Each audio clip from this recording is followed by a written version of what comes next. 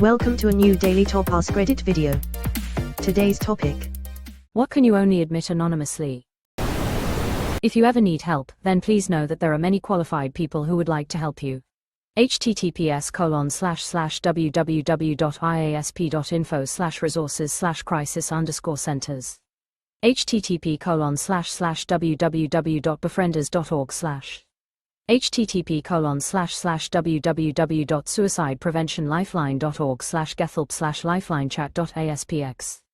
http://www.samaritans.org/how-we-can-help-you UK. https://www.lifeline.org.au/get-help/. There are crisis services worldwide that are trained to provide support.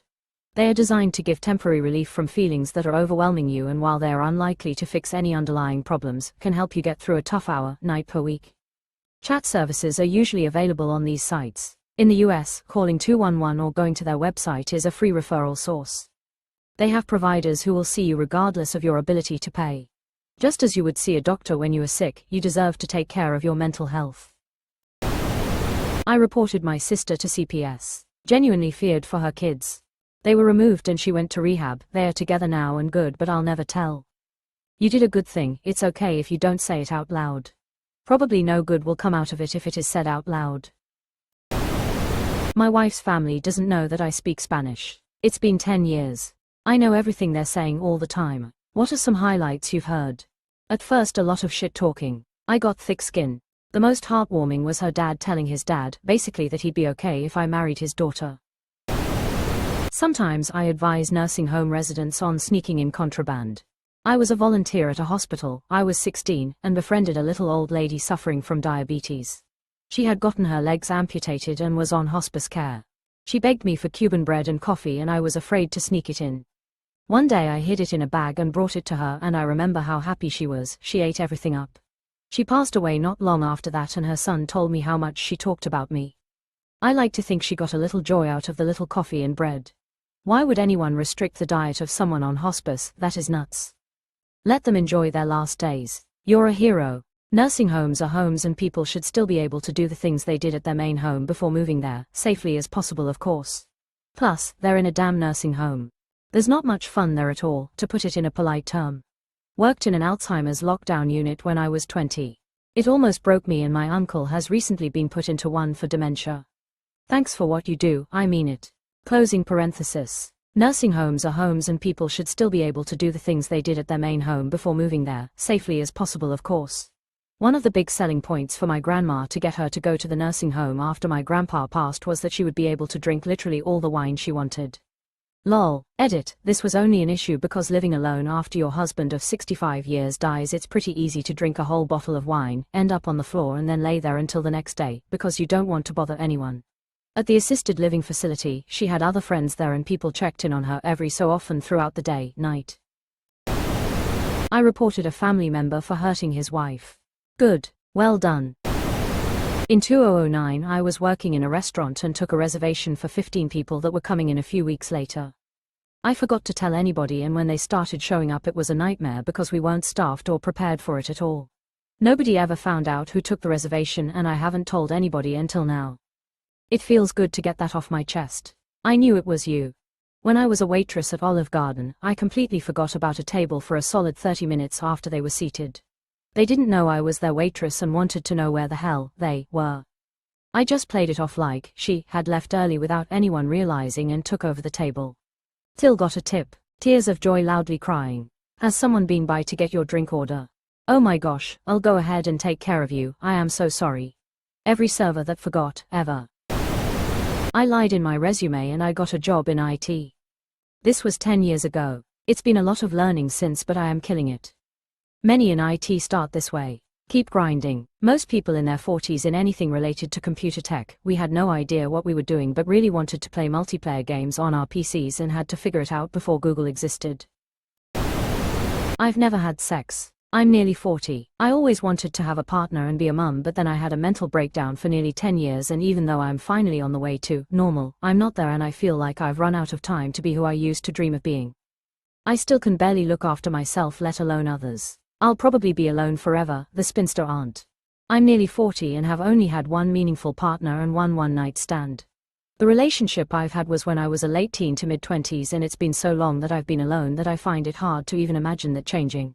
I'm the fun but slightly weird uncle, but I've always wanted the whole family life. Seems less likely as the years go by. Glad to hear you're on the way to normal. I do my best to enjoy life as it is for me, even if it tends to be a lonely one at times. I hope you're doing well. Now Kith, maybe you and Op should go out for coffee sometime. Op, you are only nearly 40. Take it from this 60-year-old, you are entering some of the best years of your life. Get out there and do the things you've always wanted to do, you'll be surprised at what you'll discover. Now go. As somebody who works in hospice, oncology with average patient age in the 80s, I can say the same for you. 60 is still a young person, got a third of your life left. I met my husband at 39. We have a wonderful 22-year-old daughter and have been together for 25 years. New lease of life for you in your naughty 40s. Don't fret. I preferred my life and I was happier before I had kids. It's more common than you think. You aren't alone. Hugs. This happened to my sister-in-law's husband. They both talked about kids before they got married, agreed that they wanted to have kids, but once the kid was in the picture and it started affecting his sleep and mental health and he became suicidal, he realized that it wasn't the best call for him, but unfortunately the kid's already here. Now she wants another baby and he doesn't know if he will survive it, but if he doesn't give her another child she will apparently never feel the same way about him. My partner and I are child-free and I cannot fathom wanting to have another child while my partner is in suicidal crisis. I hope you can find joy wherever possible in your life and with your family. Emotionally extorting a child from your suicidal partner is insane enough, even if having children isn't the literal reason your partner is suicidal. I love being alone and delusional. I have so many fantasy worlds that sometimes I think I'm crazy. But I'm 100% happy in any of my fantasy worlds, and honestly sometimes I prefer staying home and being delusional than going out and dealing with people. Edit, I see a few of you warning me about daily life and being able to function in life. That's very sweet. I am a fully functioning adult and the dreaming doesn't distract me or keeps me from doing anything important. I know there is a place and time. That's maladaptive daydreaming, my dude. I have it too, lol.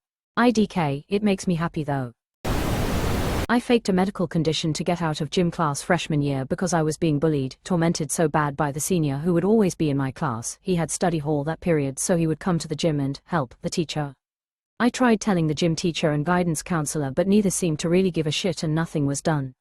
I told my parents I was having terrible abdominal pains. Doctors did all kinds of tests and couldn't find anything, but I was given a doctor's excuse for the whole year. Tip to my sophomore year, asshole kid was graduated and gone. Weird abdominal pains miraculously went away and I enjoyed gym class like everyone else. As a pediatrician, I can tell you that chronic abdominal pain in a school-age kid would absolutely result in the two of us having a nice private conversation to make sure nothing like this is going on. The number of times either real or just reportedly real chronic abdominal pain in kids is a manifestation of something stressful or traumatizing in their life is very, very high. We need more doctors like you that give a damn. The world would be a better place. I really wish I knew where I wanted to go sooner in life so I could have better prepared myself for after high school. I'm in my late 30s and still have no idea where I'm going. I'm more of a go with the flow kind of guy, so it works for me.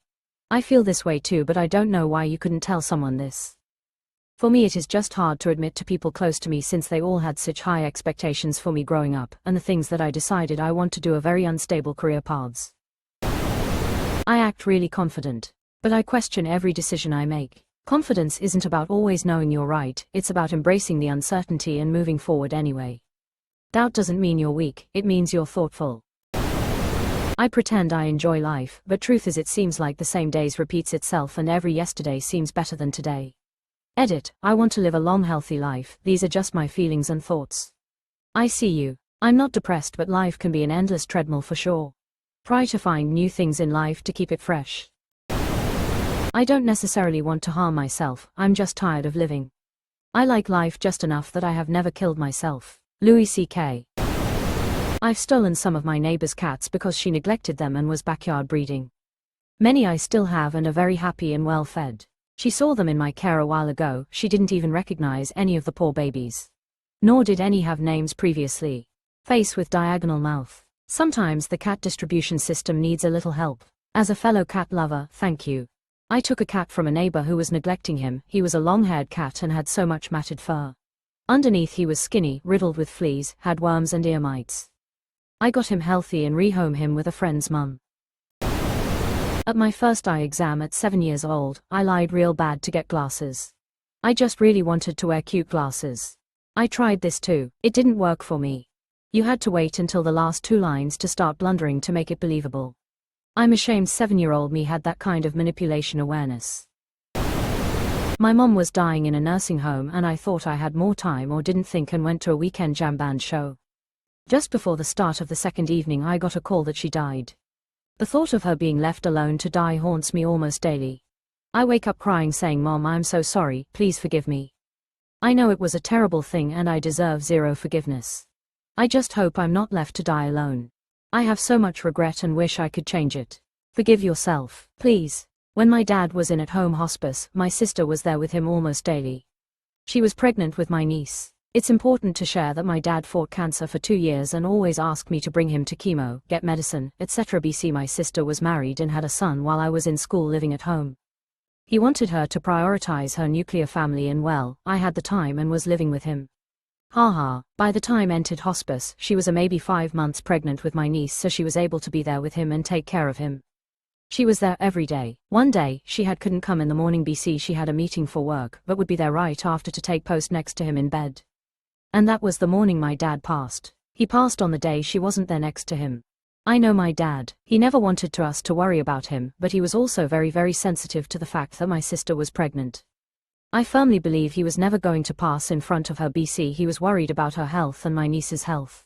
So please, do not beat yourself up. And don't blame yourself. Even if you were there, you'd feel guilt about all of the times you weren't there and how you should have done this or done that.